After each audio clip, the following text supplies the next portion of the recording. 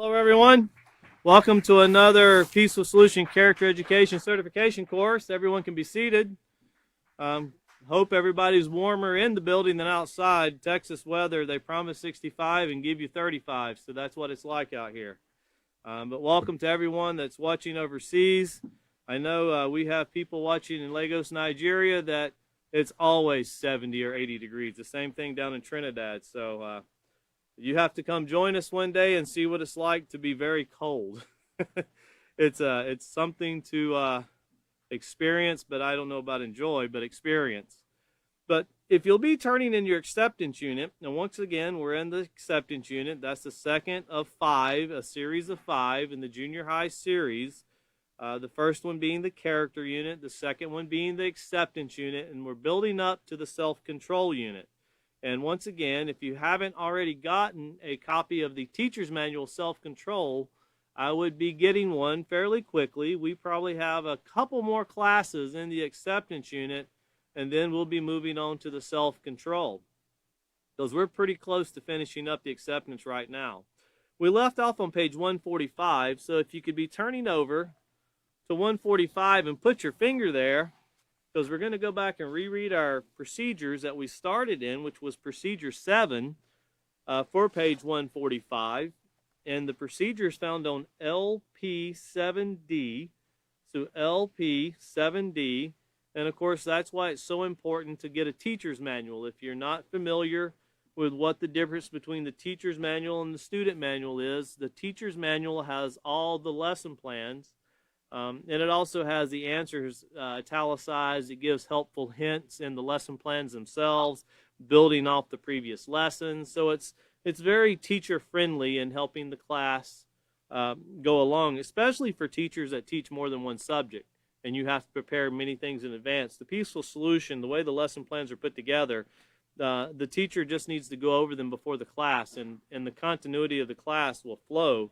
And of course, the students themselves will always have much to say in how they're experiencing certain things in their lives. And needless to say, with generations as they go from one to the next, experiences change drastically, technology has changed drastically. Society in itself, I think we can say in the last 2 years, has changed drastically from what we're used to or what society says we're used to. Everybody wants to go back to the life the way it was. But I honestly, and I'm not trying to be a critic, but I wasn't too fond of life the way it was to begin with. The crime, the death, the suicides, the drug abuse, the overdoses, the things that are taking place in many different countries that are not beneficial to mankind in general, whether it be a man, woman, or child.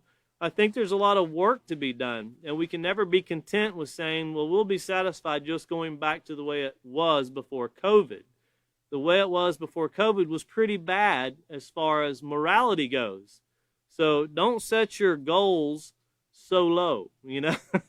There's nothing wrong with making realistic goals, but there's no use to get crazy about it and say, well, we'll just go back to what we came from, and that'll be okay. It wasn't okay to begin with, you know, and well, how can you say that? Well, we brought forth COVID out of the way we were living, right? So, and they still haven't figured out really how that come about. So, you know, we need to evaluate that and remember what we've talked about so far. David hit on it pretty well with information in his classes. William and Canton have expounded upon about how these diseases that we find in our life, especially for children at a young age, a lot of them can start, and as I encouraged everyone last week, get with an adult, get with a guardian, a teacher, and look up what STDs do to the body, especially when you get them as a young person and you think that, well, I got a shot for it and it went away. Read it out. Don't take our words for it. Research it, and you'll find that these things hibernate in the body. They stay there, and they eventually resurface as many other very harsh diseases, whether it be heart disease, cancers. You know, there was a huge thing that took place when a president, George W. Bush, he set a new guideline of education concerning abstinence, and it led to a certain behavior. And you can look that up to find out what I'm talking about. But the abstinence, teenagers decided that, well, this will get me around that and I can still do what I want to do. And it led to an enormous amount of HPV in the mouth, throat cancer taking place. And of course, what did society do? Well, they came out with the HPV vaccine. That doesn't stop someone from making a bad choice. You know, if someone says, well, people are running stop signs, well, let's come up with a stop sign vaccine. You know, we'll give it to you. And when you run the stop sign, I'm not sure how it's supposed to help you when you break the rules. You know, and whether it's intentional or unintentional, if you break the rules, you might go through that stop sign and nothing take place, but you keep running that stop sign, eventually something really bad is going to take place. Especially out here in Texas when the speed limit's pretty much 75 mile an hour anywhere, you know, out in the country, outside the city, people are not used to, if you don't live in Texas and you're used to driving on the interstate, well, that's normal speed in Texas on the back roads. That's the speed limit. So, you know, you run enough stop signs and you don't get an opportunity to run another one. It ends pretty bad. But here on LP7D, remembering about our choices, and that's what we want to think about. We've talked about our purpose, determining our purpose and reaching for our goals. And now we're expounding more about this right choice. And here in Procedure 7, it says, emphasize, so that's the teacher needs to really stress this, that exercising self-control and considering the consequences of their actions will enable them to make wise choices. Well, what exactly are we saying there? You know, make sure that you control yourself. You know, don't jump out of your seat and get excited if something takes place and you're all joyful, right? Or when the judge says, I want the courtroom quiet as I read the sentencing here, and I don't want to hear anybody, and of course they read the sentencing and somebody goes, oh, that wasn't self-control. No, it's much deeper than that. It's much, much deeper. And that's one thing that, just to scratch the surface, is controlling, as we went back to the character unit, controlling the way you think, feel, and act, but of course knowing that your decisions affect yourself, someone else, and the environment. And the word self-control, of course, it means, you know, control yourself, but there's so much more to it than controlling your hands. You know, controlling your mouth can be a very challenging thing to do. Controlling your thoughts can be another very challenging thing to do. But when we work at it, it's possible to, whatever we're processing in our mind, to consider the outcome of what will take place if we let it come out of our mouths, and that will help us control what comes out of our mouths. And if you're a teacher in a classroom, I have no doubt you understand what I mean by students not controlling what comes out of their mouths. I know I've been teaching with the same group of men for years, and as we were going into the schools back in the mid-2000s, going all the way up into today, we've seen the student body, no matter what city we went to, whether it would be in Texas, Arkansas, any other country that, or countries or cities that we've been in. United States tended to be worse from this experience that I'm getting ready to tell you about, but the way that students talk to their teachers is mind-blowing. It's astounding. And sadly, the teachers feel that they have to accept the way they're treated, and teachers are just quitting. To the point when we were in Houston one time, a teacher told us that, as a guidance counselor actually, that if a teacher can last at least 4 years, usually they can get it set in their mind in the school system, the public school system, they can hang in there, but they're going to be abused. So they accept that they're going to be abused and talked to in a very vulgar way. And we heard some very vulgar words spoken to teachers that I never heard when I was in school. Not one time did I ever hear anything like that. But we've been to schools lately, it seemed like normal conversation. It's just the way they talk to the teachers. But of course, this conduct that's going on, they said most teachers are quitting in less than 4 years. So they actually go to college for a job, and they go to college more than they actually perform the job due to the abuse. And this self-control can be very helpful in any situation. And, you know, I always challenge teachers if they say, my class is beyond fixing. my class is beyond repair, then, we always tell them, you have the perfect class for this program. You haven't had the program to fix it yet. Now we're telling you, if you will teach us exactly how we have instructed, you will see results. And one of the first things that politicians want to do is, well, let us see your study. I had a politician tell myself and William that one time in Washington, D.C., and I couldn't help but look back and say, well, I think the study from what you're doing so far expounds and kind of shows that it's not working. So you have to accept the fact what you're doing is broken. That's your study, is what it showed you so far. If you want to study, implement it. Put it to work in your life. I would rather see a change in my society, my student body, the community I live in, than for someone from an Ivy League college tell me that this plus this plus this will work in this kind of environment. I would rather see it go to work in my own life and see it work in others' life and see people benefit from it. A real study, something they talk about this reality TV. Well, this is reality education. This is reality of making things better. It's not fictional. It actually will make a person's life better. And we have seen many, many testimonials and heard of many testimonials. And I hope to put some up here soon of what took place with some young people in a foreign country, and how a very poor country that found a lot of money, and they made the right choice and returned it when they could have kept it. And all because of this program of what they've been taking. But once again, the self-control and the consequences of a person's actions. So here back in LP 7D, it says, have students read the section entitled Make a Right Choice on page 145 in their handbooks. Emphasize that a right choice is worth the effort, regardless of how they are viewed by their peers. They can have the satisfaction of making a choice that will keep themselves and others safe. And, sometimes, sadly, the desire to have the satisfaction of keeping others safe doesn't come until someone is injured or dies. Just as in the story we read about the young girl who took the ecstasy and ended up dying. All the student body, they passed out ribbons, and they did this and they did that.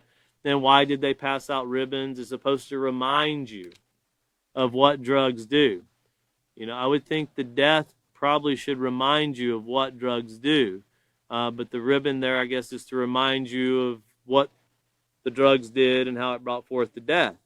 If we have to go through society continually passing out memorials for people that make bad choices, if we have to keep building things to remind people this is why these people died, we've got memorials all over the world, and it hasn't stopped things. We have a wall in Washington, D.C. that represents a lot of people that died in Vietnam. We have walls in Israel that represents a lot of the Jews that died in the Holocaust. You can go to many countries and see many names on a wall, but they're just names on a wall. Their stories are never told. The agony they go through is never spoken of. But the change that we need to make in making this right choice is right before our very eyes, and it's right at the end of our fingertips. And this is what we're wanting to, when I say emphasize, this is what I'm talking about. Get your students' minds, get their wheels turning. I'm not saying that passing out ribbons doesn't help in an instance. I'm just saying there has to be more done. Education and helping people before the person dies. As we said last class, it would be nice if when you go to make a choice, you could stop and see the final outcome of what your choice will do. That's actually attainable if we'll stop and consider it. Now, obviously, not in every situation, because there's obstacles that will arise, and sometimes we have to navigate ourselves through many decisions in making the right choice. And sometimes making the right choice is not always so clear. But when we take the time to process these things with self-control, it becomes more clear. It's kind of like when you get out of the shower and the steam is all over the mirror, and you take your towel and you start wiping it off so it will clear up so you can see it.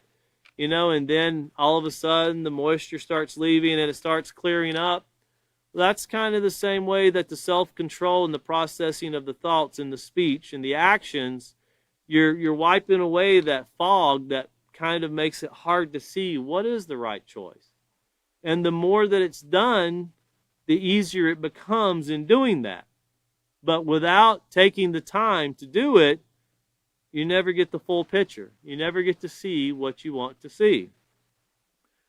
So here it says, have students complete the goals worksheet on page 146 in their handbooks and remind them that achieving their goals requires staying focused and making the right choice.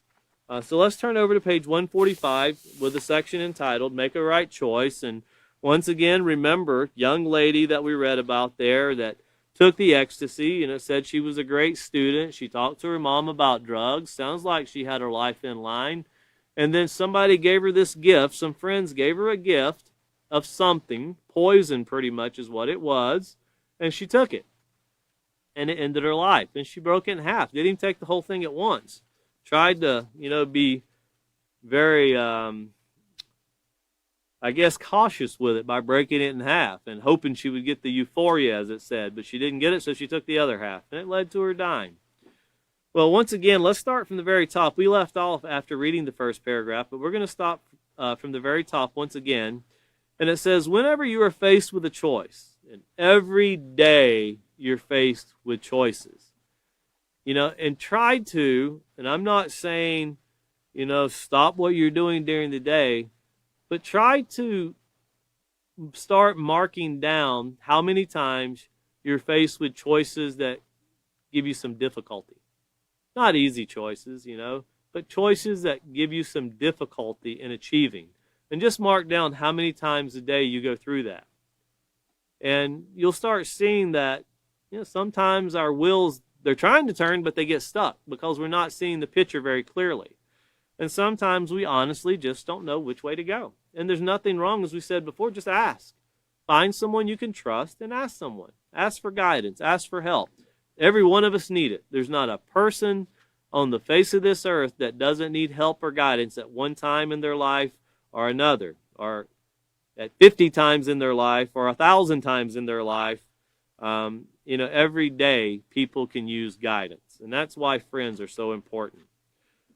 But once again here, whenever you are faced with a choice, consider the consequences of your actions. Consider the goals that you have set for yourself. And then make a decision that will not, once again, bring harm to yourself, bring harm to others, jeopardize your positive goals, and then, of course, risk your life. None of those things are worth experimenting with. It's not worth it. If you work hard and you do something foolish to cost you your life, well, you worked a long time for nothing. You haven't accomplished anything. And I heard when I was growing up, a lady told me one time, she said, only the good die young. And I thought, well, what sense does that make? That's the same person that told me never say never, and I still haven't figured that one out yet. It kind of doesn't make sense. So you won't never say never. Okay. Well, I guess that means I can't set my mind to do the right thing. Never say that you won't do it. It's kind of very misleading. It's a statement that kind of opens the door to do something that you normally wouldn't do. But of course, remember that right and wrong, as we talked about there on the character unit in page 8, where we talked about the morality in society and how to define morality, and how we talk about it brings no harm to yourself, someone else, or the environment. Now, once again, bringing harm doesn't mean, bodily injury. You could talk about, hurting people, whether it be physically or emotionally.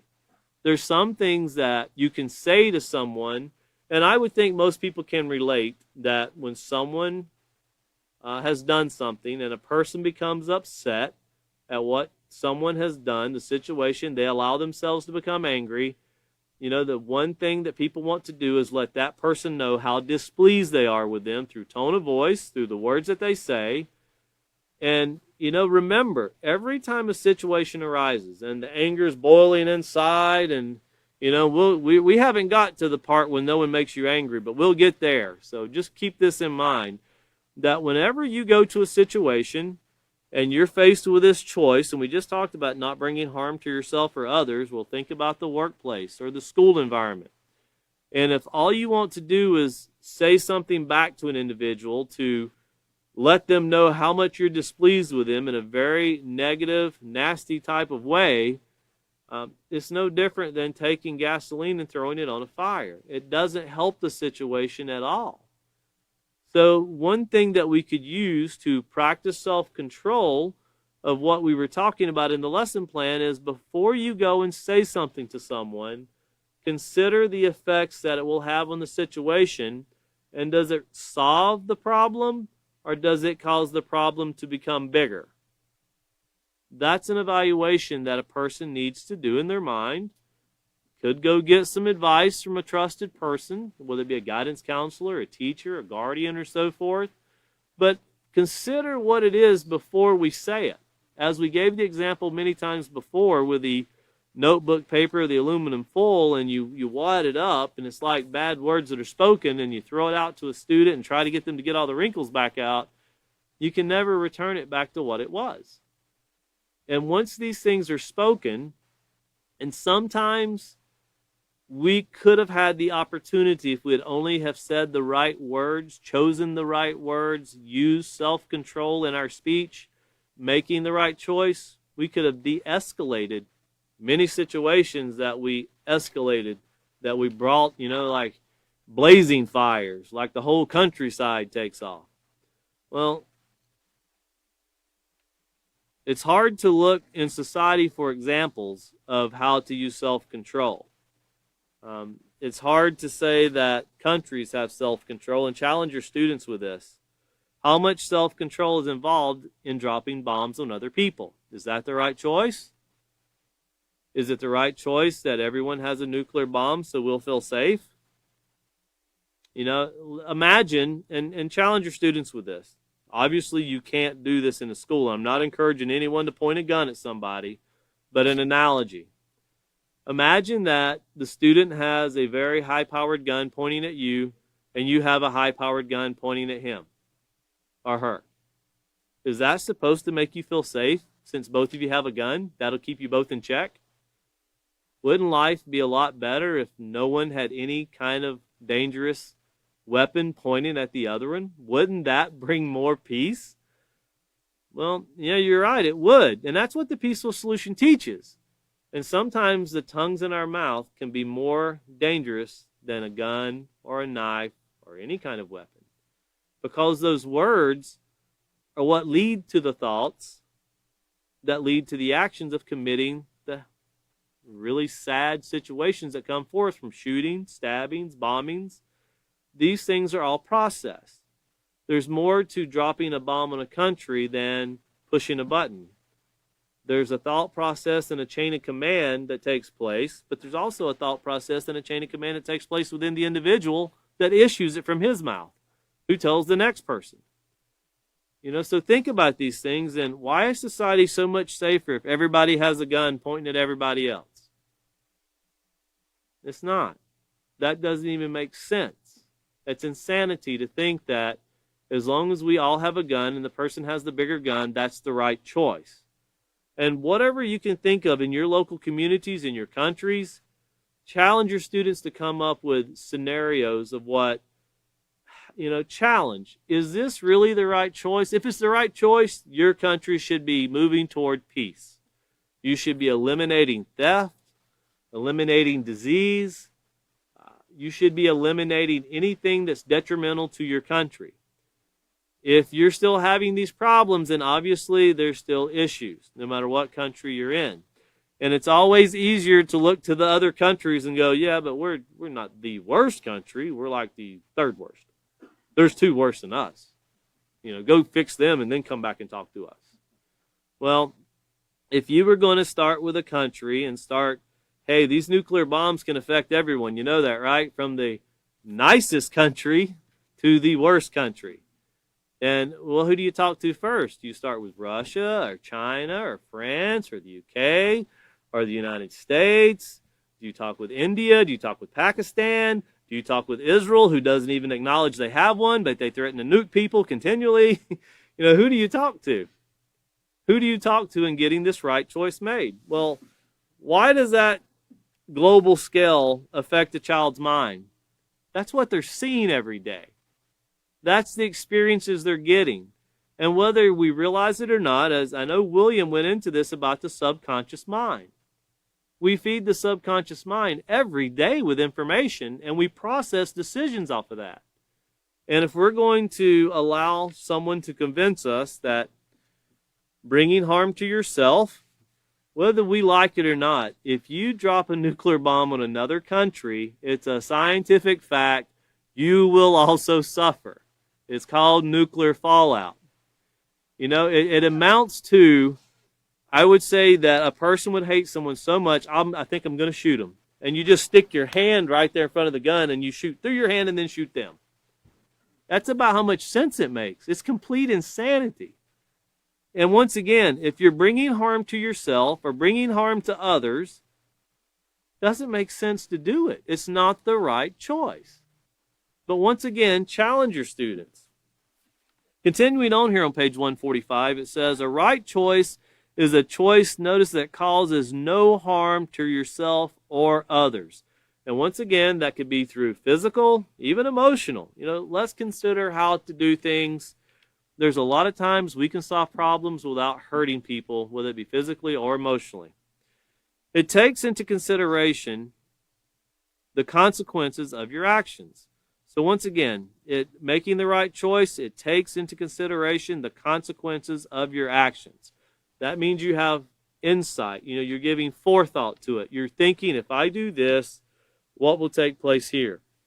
And I've heard people, especially young people, that go, I just don't see how to do that.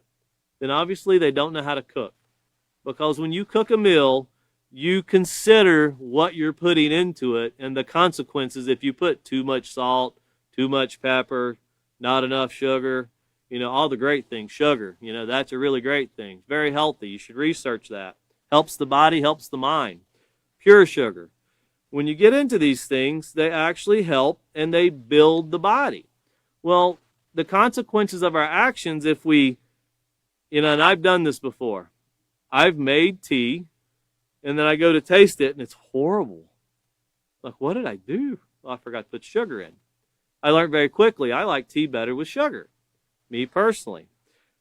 These things actually help us to build our character when we consider if I say something negative to my teacher, well, for one, in today's society, sadly, the teacher's probably just going to have to tolerate it. Wasn't that way always. And it doesn't have to be that way to all the teachers that are listening. It doesn't have to be that way. Teachers do not have to be punching bags, and they don't have to take abuse. You know, the consequences of an action, if the school rules say that if you do this, you will be sent to the principal's office and your parents will be called. If that's a rule, and you never keep the rule yourself, then you're kind of adding to the breaking of the rules. But once again, taking into consideration the consequences of your actions. If your friends don't respect your decisions to make the right choice, then consider whether they are really behaving as true friends. Remember, a friend is someone who respects you and allows you to be an individual. Very quickly, turn back over and remind your students on page 62 what a true friend is and what we talked about with friendships. And of course, on page 62, it says who is a friend. A friend is one, notice, who supports, respects, encourages, and accepts you as a unique individual. Friends can come in all shapes and sizes and from all walks of life. Friends can come from all nationalities and ethnicities. It's important to not cut yourself off from getting to know someone because they are different. You know, don't cloud your mind. And we've already covered in the acceptance unit. If someone teaches you in this making a right choice, and we're talking about friendships, if someone teaches you that your friend should be based on the color of their skin, that's not a friend. If someone teaches you that a friend should be based on nationality, that's not a friend. You know, I always laugh at people that make the comment that the United States is for Americans, and only Americans should be here. Well, we probably need to leave then, since we're mostly European. We kind of came over here many generations ago and infringed on some people's land.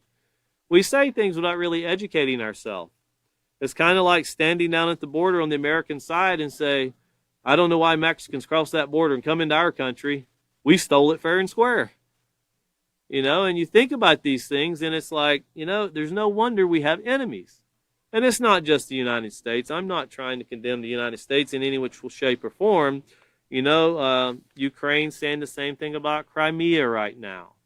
You have North and South Korea that are always high tensions, and they divided their country and called it North and South. It wasn't always North and South Korea. It used to be the Korean Peninsula. Now there's a North and a South to it. And there's other countries, Southern Sudan, countries that divided themselves because of war. But dividing themselves did not fix the problem. They didn't become true friends.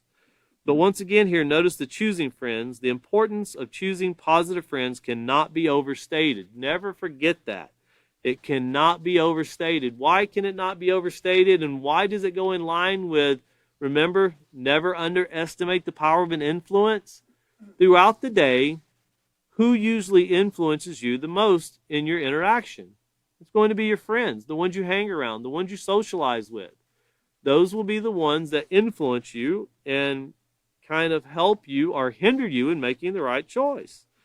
But it says here, people with immoral principles and negative character as friends can influence you to make choices that you could regret for the rest of your life. And if you make a choice, as we've covered before, that leads to you going to jail, you'll find out very quickly. Those friends, they leave pretty quickly. They don't hang around if you make the wrong choice.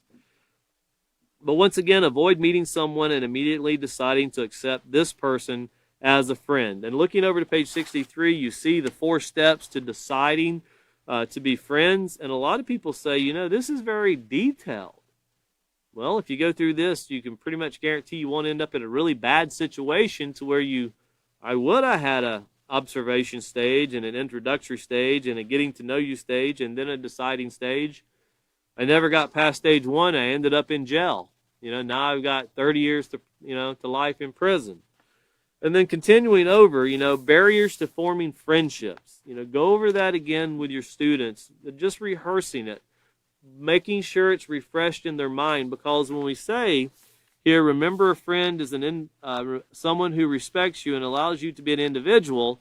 Well, we just read that, and that's where we pulled it from. We're just restating it again. But it says here on page 145, they help you to achieve your goals and support and encourage your positive morals. Well, once again, here on page 65, notice there's barriers to forming friendships. And it says in the very top of the page, as you grow and mature, and on page 65, barriers to forming friendships. As you grow and mature, you will have more interactions with others and greater opportunities to choose friends. Now, that's still going through that observation stage and so forth, the 4 stages to forming friends. By now, you have most likely experienced some disappointments in making friends. And I would say that all of us experience that throughout our life. The truth is, finding positive friends can be a matter of trial and error. Sometimes you'll have to face a few obstacles or barriers, but by accepting that these barriers exist and dealing with them in an appropriate way, well, how do you do that? Well, you consider your thoughts, you use self-control, and then you act with making the right choice. Well, you can make positive friends and be a positive friend to others. And once again, when friendships don't work, dealing with rejection. And notice here, we'll read the first 2 sentences. It says, as hard as you might try, the person you want to be friends with might not want to be friends with you. Now, does that mean that the person says, you want to be my friend? No, I don't want to be friends with you. It could be that you want to be friends with somebody if they'll stop doing drugs. It could be, I would like to be your friend if you'll quit bringing alcohol every time we go to the mall, or every time we go out, you'll stop bringing alcohol because we're underage. The rejection could be that you're wanting to be a friend to somebody, but they won't stop the negative character in their life. And that's a rejection also. Sometimes we cloud our minds with thinking that it's just someone saying, no, I don't want to be your friend. But we're talking about rejection through choices also. Because if you're wanting to be a friend with someone and they're making some very negative choices, and you tell them, hey, I don't want to be around somebody that's doing the wrong thing, that's rejection, because they have chosen to go the other way. And that doesn't help anyone. So remember that it's more than just someone, we kind of think, boy and girlfriend in school, they broke up, he rejected her, she rejected him. It's so much more than that. Rejection from making the wrong choice is also rejection. But once again here, notice it says accepting that your personalities are not compatible or that the other person is not interested in your friendship can be pretty hard to deal with. And it can be very hard to deal with if you're really trying to help them. If you're trying to prevent them from doing something that will cause them to stumble, to fall, to get hurt, to do something that will affect them the rest of their lives. That can be a hard thing to sit back and watch. But if you grow old enough, you don't have to be very old, eventually you're going to see people do that. We could do that. Very easily, we could do that. Sometimes a true friend will tell you things that will upset, you'll get upset over it. But it doesn't mean what they told you is wrong. It could be they identified something in you that you already knew was wrong, then now you got to face it, because now you know everybody else knows it's wrong, and they see it in you. And that's what a true friend does. A true friend doesn't, come up, well, I know you're, doing drugs, so I tell you what, finish doing your drugs and we'll go out tomorrow. And that's not a true friend. That's not a true friend at all. But going back here to page 145, with the making the right choice, not bringing harm to ourselves, others, not jeopardizing our positive goals, and considering this rejection of someone that doesn't make the right choice, on page 145 in the third paragraph here, it says, sometimes making a right choice means dealing with rejection. And that's what we just talked about. But remember page 117 and remind your students of the agony of failure. You never want to experience it before you say, yeah, that's not great. I remember when I was young, I think it was Wide World of Sports is what they called it. And it always had the guy coming down the ski jump, and they talked about the agony of failure, the agony of defeat. And I remember watching the guy go off and way up in the air, and then he loses control and nothing but tumbling and breaking legs and breaking arms, and it didn't seem like it went too well. And I very seriously doubt anybody was at the top of that hill going, don't do it, man, don't do it. Everybody was probably, do it the best you can. Let it go. Go farther than anybody else. Well, it seems fun until someone dies. And then it did seem worth it anymore. It doesn't seem worth it at all. But the agony of failure here on page 117, notice it says unrealistic goals usually end in failure because they are not well planned. Well, trying to create a friendship with someone who wants to practice negative character and you expect yourself to maintain a positive character is an unrealistic goal.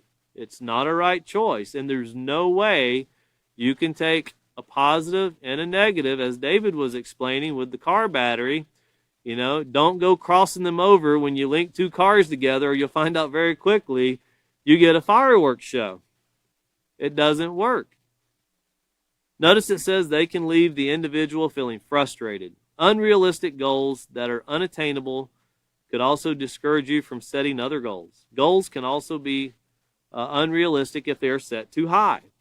Setting goals of forming friends and making the right choice with people or associates that are doing things that are wrong, setting goals and thinking that you're going to become a better person by socializing and doing the things they're doing, it's like, well, I'm drinking because he's drinking, and I know we're 17, but I know it's wrong, and I can quit at any time. That's like the young lady that took the ecstasy pill. I know it's wrong, so I'm only going to take half the pill. Not like my friends, they took the whole pill. And she's the one that died. These goals can be very confusing in the mind of young people. With young people, death is not a real thing. I remember when I was young, I think all of my friends, none of us thought we were going to die. We all thought, you live forever. You can do whatever you want to do.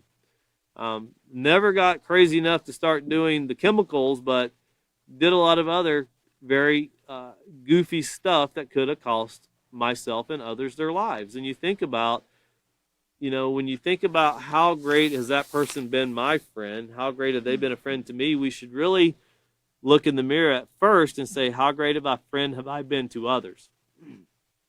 And that's where we should examine this making the right choice and how we're influencing others.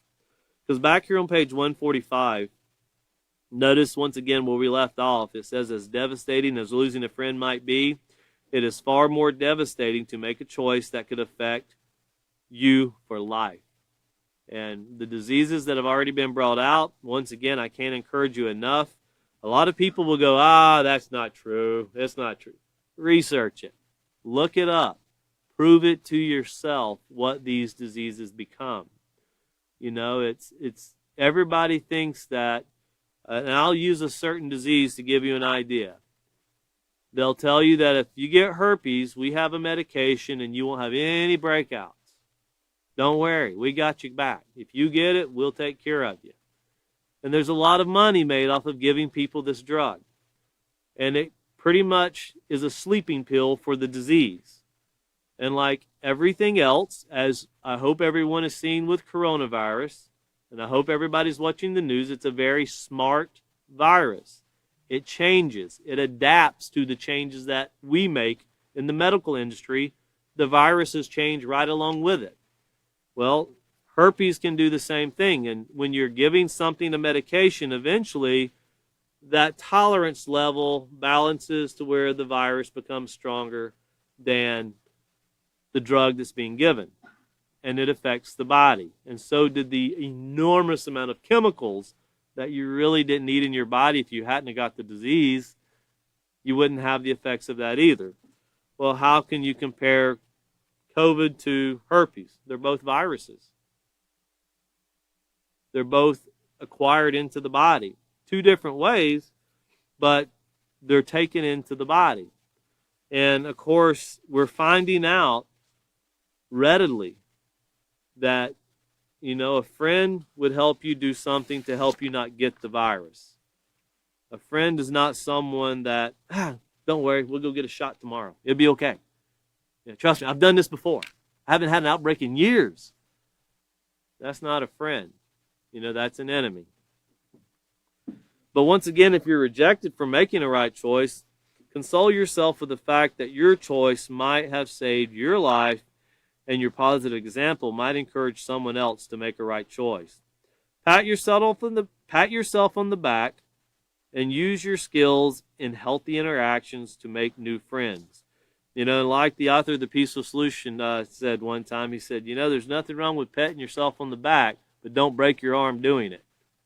Don't give yourself an attaboy over everything you do. Make sure that you're doing the right thing before you go patting yourself on the back. Once again, it says, who knows, you might even get your old friends back when they realize how courageous and positive you are.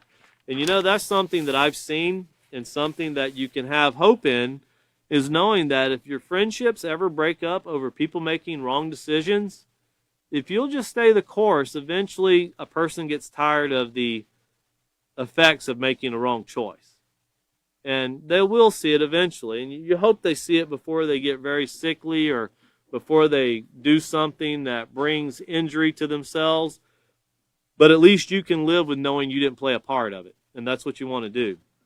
We're here on page 146. We have a goals worksheet. And it says, keeping your mind focused on what you want to achieve in life will help you to resist negative influences. Positive long and short-term goals based on moral principles will give your life purpose and direction. And that's what we've been covering thus far. And of course, it's kind of ironic we're listing 3 goals. Let's see, we're on the 9th day of January, so I guess New Year resolutions are out the door. They sounded great on the 31st of December, but now everybody's probably done broke them. And I did look up before class, and I don't know why, because I already knew what the number 1 resolution was going to be in the United States of America. And the number 1 resolution, again, was to lose weight. And they say that diet companies make an enormous amount of money the very beginning of the year. And they really hope that it's substantial, because by the second month, half of their customers have done fallen off the bandwagon. So, realistic goals, losing weight is a realistic goal, but expecting to lose weight and not making a lifestyle change is not very realistic. Same thing with positive and negative character. Wanting to change our character, very realistic goal. Not doing anything to change our lives and how we make decisions and how we conduct ourselves and expect a different result, that's not going to get us anywhere. But you want to have your students, and you're going to have 30 different students. You could have 30 different goals for number 1 and 2 and 3. Of course, have them list their goals. Whenever you do this, you want to try to get them to share their goals, but don't pressure people into doing it, because sometimes people's goals can be have a family, or have a father that doesn't beat me, have a mother that doesn't do something to me.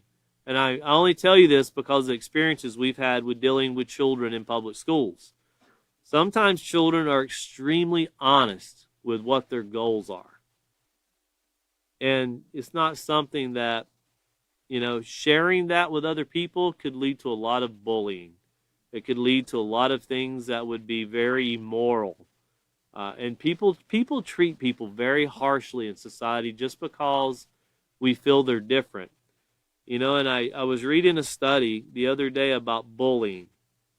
And they said usually people bully, they're saying the number one, and this is theorized, supposedly processed as fact in a study, that it's frustration from things that do not work out in their life, so they find someone weaker and they put the energy of that frustration towards someone who's weaker.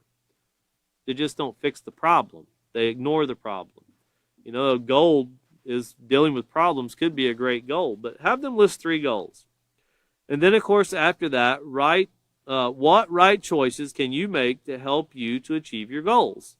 Well, obviously, like if I was to say I want to lose weight, going home and eating 5 pieces of chocolate cake and cupcakes and a gallon of ice cream, and, well, that was great, and I'm ready for supper.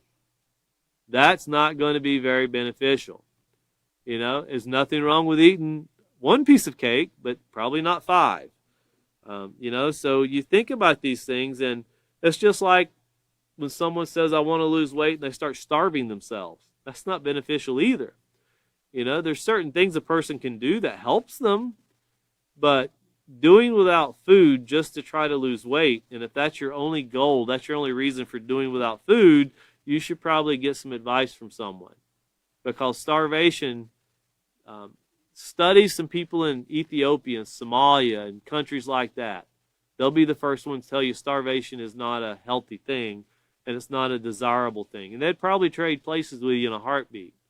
So, always think about how, if you're in a situation, using self-control in all situations is the way you make the right choice. But once again, what right choices can you make to help you achieve your goals? And of course, the example we have here, the goal was develop a healthy lifestyle. And the choices that we have here as an example is enroll in an exercise program and take a class on diet and nutrition. Replace soda, artificial flavors, colors, and processed foods with more natural ones, like real sugar. And I only say that, I don't say that jokingly. I say that because I read an article the other day that was telling how healthy sugar is when taken appropriately.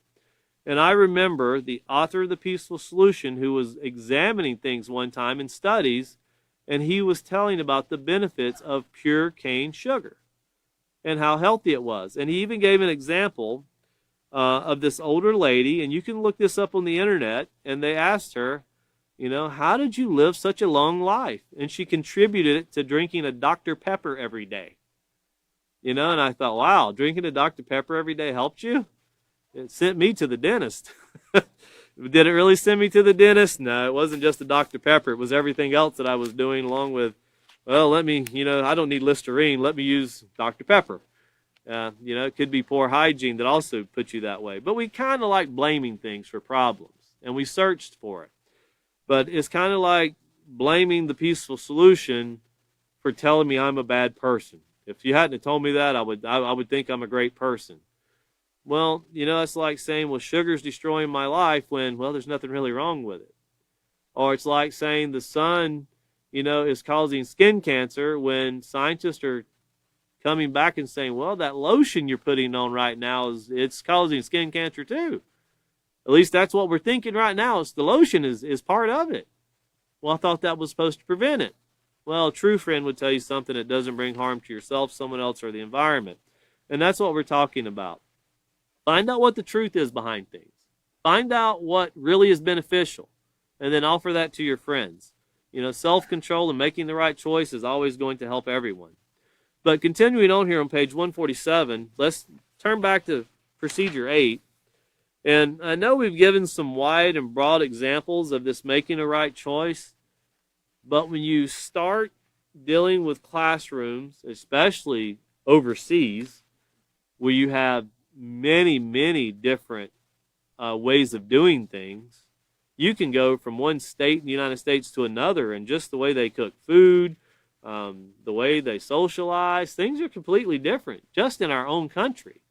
So when dealing with people from overseas, things can be very different. So don't limit the mind of your students to the examples that you're given. But here on procedure 8, and this is something that you should be able to enjoy with your classroom.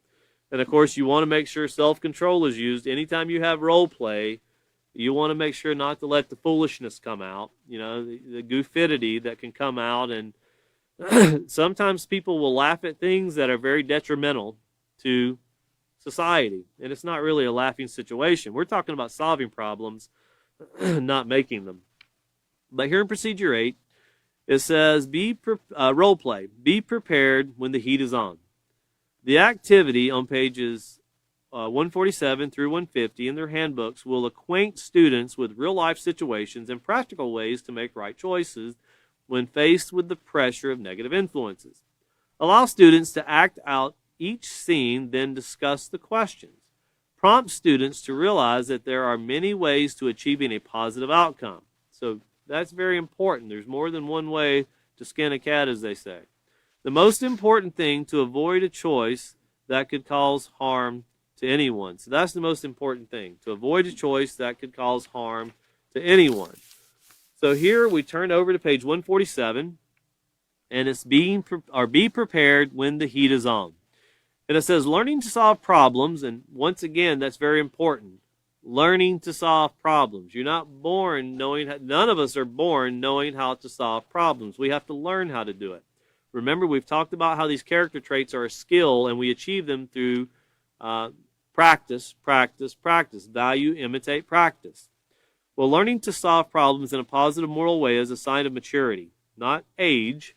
Just because a person is 40 or 30 or 60 or 90 doesn't mean they're mature. Age doesn't do it. It's the way they conduct themselves. Now, once again here, to solve problems positively requires evaluating your options and making the right decision. Making a right choice requires, notice, determination and practice. It's always going to take practice because it's a skill we're developing. It's not done overnight. Society wasn't brought down in a very detrimental way in one day, and it will not be fixed in one night. But as we've always told people, you have to take the first step. A journey of 1,000 miles begins with the first step. And if we never take that first step, then you'll never do something to better society. And that's really what we have all across the face of this world. A peaceful solution teacher is someone that's learning to teach the peaceful solution, applying the peaceful solution as a student themselves, and then learning to teach it. It's someone that they see a realistic goal that we can make a difference. And the numbers are growing of people that are doing this, that are tired of watching people suffer and disease take hold of society and people die from You know, some people never even getting an opportunity outside of the womb and dying. It's just not right. And we see that even going to the Supreme Court, these things are coming back up again. Now notice it says you have set your mind in advance to stand up for what is moral and proper. And remember that comes from page 80 of the character unit. If you want to read over that again with your students about setting their mind in advance and how you prepare for those curveballs and pitfalls that we talked about in the character unit, and how you prepare your mind for, things will not always go as planned, so to speak. So once again, if you have set your mind in advance to stand up for what is moral and proper, even if it means standing alone. And as we move forward, you'll remember these comments as quotes as when we get into I don't really want to mention what's in the self-control unit yet, but it'll ring a memory bell back in your mind when you hear this about standing alone and when you're by yourself and what self-control is and doing the right thing. When you hear it from the self-control unit, it'll make more sense about how and why self-control is needing to be applied at all times, even if you're by yourself. But by setting your mind in advance and by using the knowledge you have gained, and that's very important. You cannot set your mind in advance to make the right choice if you've never been told how to do it. If you never heard that tree fall, you won't know what it was. So that knowledge, that power, remember, knowledge is power. The knowledge or the power, you have to have that to be able to set your mind in advance. You can't prepare for something you don't know is coming. So by setting our mind in advance, we've gathered this knowledge, we've gained it. You can avoid making choices that could ruin your future and your life. Be prepared to give the right answer based on right choices. And this is something take serious. Don't let it's very difficult sometimes to keep a classroom, in a certain mindset of seriousness, but don't let goofidity get out. Don't let the foolishness kind of spread out, because this is a very serious part. Saving lives and fixing things that are costing people their lives is a very serious thing. Here it says, act out the following skit as a means of practicing making the right choice. And of course, here's role play 1. And it says, I'm going to call her Eltha here, was walking home from school when Jeremy approached her and tried influencing her using sexual innuendos. Hey girl, what's up? Where you going, sweet thing? Now imagine someone telling someone that, 2 people, side street, no one else around. And the young lady says, I'm going home. Well, do you want to take a detour to my house? My parents won't be home until 8. For what? Now imagine, this is probably someone that's never had anyone make advances, a young person, not a clue. So we can get to know each other better. Well, here you have to answer the following questions. Identify the problem. Well, what was the problem? Notice it says the problem is that she would be alone with someone of the opposite sex and she is being sexually harassed. That should be more obvious today than any other time, because sexual harassment is so prevalent in society and you see it on the news every day. But there are young people that have been raised with morals that would not actually understand that someone is making a sexual advance towards them. You can get to know each other at school in a classroom. You can get to know each other, with chaperones around also. You don't have to get to know each other, somewhere hiding in the bushes or at home when your parents aren't home. Notice it says list a negative choice Eltha can make and the consequences. Notice it says she could agree to go home with Jeremy. He could rape her. She could become pregnant or get an STD. And some people would go, whoa, that's strong words there. Well, what else were they going to do? Honestly, think about it. Admit to what society has become, and honestly, what were they going to do? Well, I don't know that takes place. We're lying to ourselves. It takes place every day in society. In fact, in today's society, they don't even ask them to come home. They find a place at school and they do it to them at school. So let's be honest with ourselves when we do this. And be mindful, though, when you're doing this, you could be talking to a classroom where you could have a young lady that has experienced this and is suffering from it in a very hard mental type of way. Well, here the third part, it says, suggest 2 positive moral choices that she could have made. Notice it says she could walk away without making a reply. Very proper to walk away from someone who's saying something negative to you. You know, it's not an authority figure. It's not a parent. It's not a guardian. It's someone that is enticing her to do something that is wrong. She could just walk away. She could also tell Jeremy to stop sexually harassing her and walk away. These days, it would be threaten him with a lawsuit and then walk away, because that's what takes place today. And, you know, you think about where they say that women don't speak up enough, but then you see in the news, it can be very confusing. This woman says she was harassed, this man's going to be charged, and then the prosecutor comes out and says, we didn't see enough evidence to charge him. We're not going to do anything. So you kind of feel, and it could be a man or a woman, it's not limited to any gender, but you see there's kind of no equal balance there to help stop these situations. Well, how do you stop it? Start teaching people to stop making sexual innuendos. Stop doing the things that bring harm to someone else. You know, do the right thing. We're going to stop here on page 148. So on page 148, we'll start back with role play 2, getting into more of these role plays, and of course giving some more examples of what's going on in society and how it's being very detrimental to what's taking place. So our next class will be 112 at 5:30, and William will be our next teacher. So once again, thank you very much for joining us, and we look forward to seeing you then.